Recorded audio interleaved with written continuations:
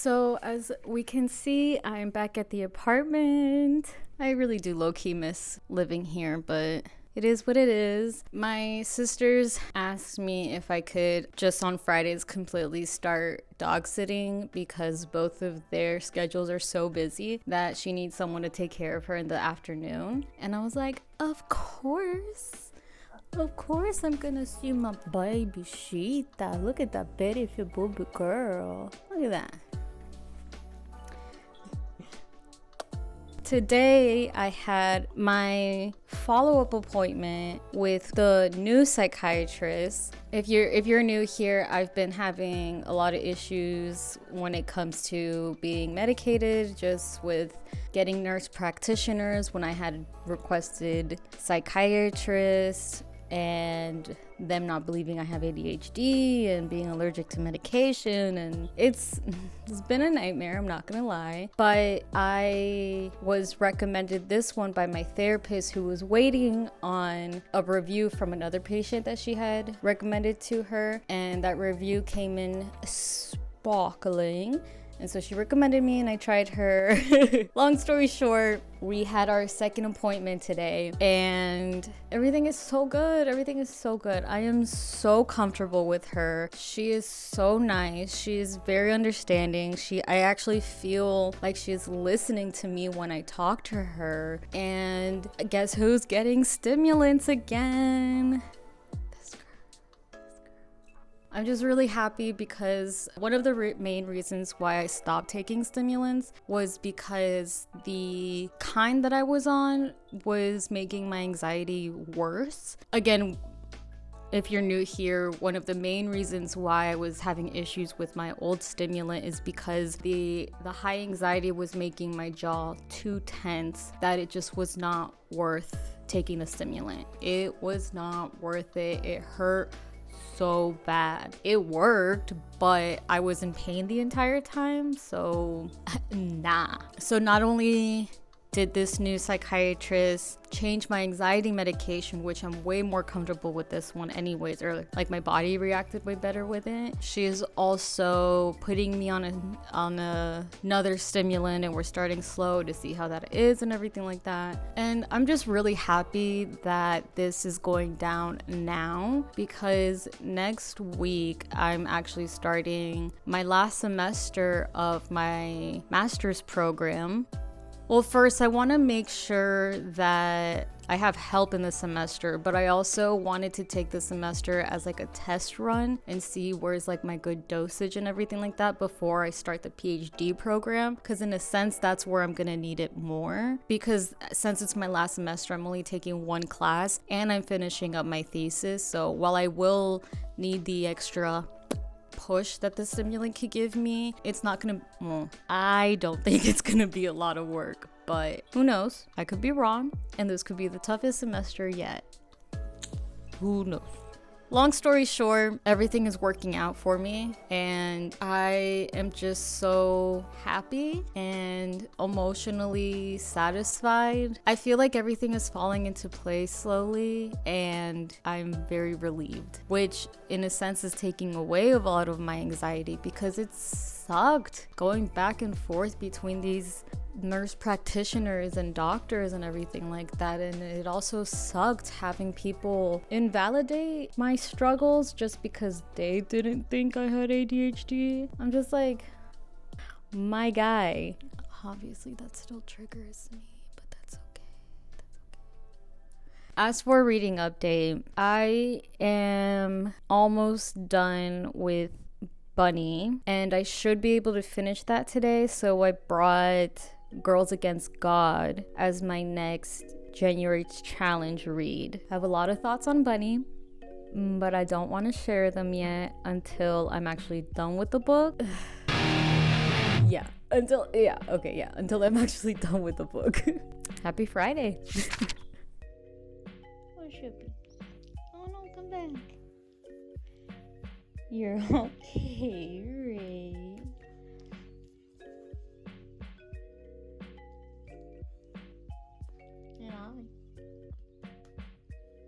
I love you.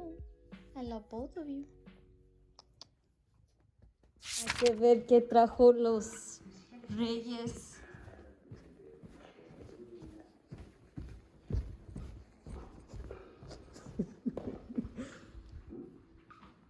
Ay, ¿de veras en nuestras fotos? Ya agarré el de Ale porque dijo que se lo mande por cel.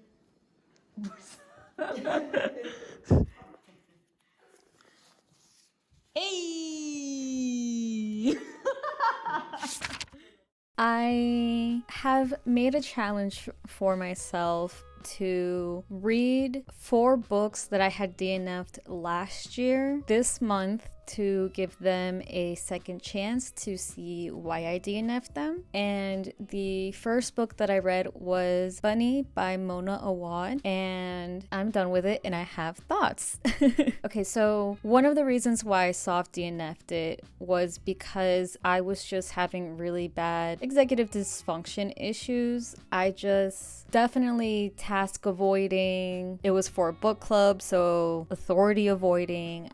For some reason, I just could not pick it up. And it wasn't because like I just wasn't liking the writing or anything like that. It was just literally I would read one sentence and I was bored. My ADHD brain would just not want to read this book. Quick side note, sorry about the lighting. I don't like the big light and my natural lighting is leaving, so I'm gonna try to do this as fast as I can. So anyways, my friend and I were buddy reading this and I just couldn't pick it up. And after years of finally discovering that I have ADHD and working on my executive dysfunction issues and everything like that, I decided to give it a second chance, especially because it was a book that I was interested in reading. I love me some good unhinged women novels, and I really like anything that resembles like the Heathers or the Plastics from Mean Girls. Just women on women, not in that way, but just unhinged, mean girl driven narratives have been my favorite recently. And that is basically what Bunny is about. It's a famous, very mainstream novel. If you haven't heard of it, as I was reading it, I was only a couple pages in past where I left off because I was only like 2 chapters in, so I just picked up from where I left off. And I guessed one of the main twists in the novel right away. Well, half guessed it. I wasn't expecting the inclusion of the bunnies. I wasn't expecting the way the bunnies were included. And so I wasn't expecting one of the main twists for a certain character to come out the way it did. But that certain character in general, it wasn't a big twist in a sense because I already knew what was going on with her, if that makes sense. I'm really trying not to spoil it because I'm not about spoilers. And you never know who watches these videos, right? But anyways, and so that was my first kind of like want moments where the entire novel, well, the entire time that I was reading, I was just like, I swear if this theory is correct, I'm gonna be so mad because it was so obvious from the very beginning. So I was a little disappointed in that when it was revealed that I was half right. But when I finished the novel, I truly realized that my issue with the novel in general, because I still didn't like it. I'm glad I finally read it, but it's not one of my favorite books, like how everybody claims it, like how everybody loves it or whatever. I realized that I just don't vibe with the author's writing style. I love me some unhinged writing where you don't know if we're in a dream or we're just in this person's thoughts, who's speaking, who's not speaking, so on and so forth. I love that kind of writing, but in my opinion, I don't think she did it well. I feel like it could have just been a little more clear. The way, for example, Mother Thing, I forgot the author's name, but she also has a similar narrative in Mother Thing where the dialogue is really confusing, who's speaking, and so on and so forth. And that was more clear for me than Bunny was. And so that is just something that I couldn't get over. I'm not gonna lie. I did kind of like skim through some pages because I just couldn't, like, it was just too many details as well. But at the end of the day, it didn't ruin the reading experience for me. So that's how in a sense predictable the novel was. I'm not gonna lie, there were some moments that did get to me. So that's why I'm not trying to completely shit on the novel or say like don't read it. You know, people like it for a reason, but it just wasn't for me. I do, however, want to read her other novels. Rouge just recently came out and I heard it was really good, better than the other novel that she has out there, and so I do want to read it. And I also want to read her other novel that came out before Rouge, called All's Well. And the main reason why I want to read All's Well is because it is a very well-known idea, I guess. I wouldn't say fact, but it's like a well-known idea that if you didn't like Bunny, you'll really like All's Well. And if you didn't like, and vice versa, if you loved Bunny, you did not like All's Well. So I want to prove that. I want to see if that little idea applies to me, basically. I really don't mind giving authors a second chance. So yeah, so that is my reading update for my reading challenge. I finished the first book, and while I don't regret reading it, I also don't regret taking this long in having to have read it. It could have stayed a DNF, honestly, but here I am. It's fine. It's cool. Again, the whole point of these books is to try to push through, so I might regret rereading some. Who knows? The next book for my reading challenge that I chose to read is Girls Against God by Jenny Haval, and I picked this up around October because in the synopsis it said that it was like experimental horror. So this is what the synopsis says. Jenny Haval's latest novel is a radical fusion of feminist thought and experimental horror and a unique treatise on magic, writing, and art. So I think if I would have reread that a couple times before I started this novel, I would have realized that this is definitely not the horror book that I was expecting, and wouldn't have even like picked it up for October. And since I've already this book, I decided to actually start from the very beginning. I am now I'm 12 pages in, and I definitely see the whole thoughts almost half essay, half experimental. I don't know what I'm trying to say, but the fact that I was already reading it and then I went back from the very beginning is definitely helping, because I already understand the way that it was written, so it's a lot easier to read, if that makes sense. It is definitely experimental in even its writing. I do remember one chapter where the horror actually comes in. However, I still don't see the connection to it yet, so I think I have to like, you know, build up to like that actual chapter. Right now it is simply a commentary. Right now it's just the author commenting on her hate for organized religion and her want to write a movie with the Norwegian black metal aesthetic. And the whole black metal aesthetic thing definitely has my attention, and even the hate on the organized religion conversation is pretty interesting. I guess what has confused me from the very beginning is I don't know if the author is talking to us as a biography conversation, or if we are reading the narrator as a character, not necessarily the author speaking. So yeah, I guess that's just something I'm gonna have to reread the synopsis again, I guess, or finish the novel just to see what the hell is going on. But the reading is going a lot smoother, and I'm actually highlighting and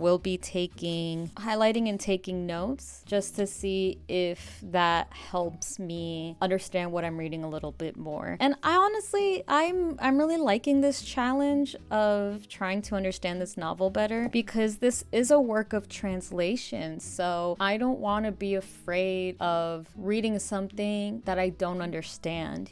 part of being interested in literature and part of reading in general is honestly understanding that some books are just not for you. You're not part of that audience, but you could still enjoy it. Like, for example, when they wrote their novel Freshwater, Akaweki Emezi in many interviews made it clear that that novel is not for a white Western audience. And if you go into that novel with that mindset, you'll completely understand everything that has made white readers uncomfortable with that novel and why a lot of people either DNF it or say it was one of the worst books they've ever read and everything like that, because they are not the targeted audience. They are not the targeted audience. So if they were to come in with that warning, I guess, then I feel like there would be a better appreciation for it. And I think we need to keep reading books like that. Have another reason to DNF it other than the fact that it makes you uncomfy because you don't understand what's going on. And that's what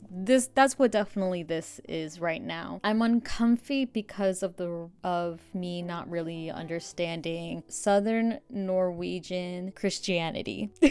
That is a sentence I never thought I would ever say in my entire life. But yeah, that's my reading update for my January challenge. I'm really happy that it's going smoothly at the moment. Counting notes on an execution, I'm down to 3 books for January because part of the challenge is to finish the novels, not DNF them again, right? So right now it's Sunday, January 7th, and I'm already up to 3 novels, and that is really cool. That is really nice for me because I definitely wanted to read as many books as I could before I started school again, because I know that I'm gonna have to prioritize my school reading over my fun reading, but I know my main goal is to still balance fun reading, school reading, thesis writing, and art. I'm a busy girl.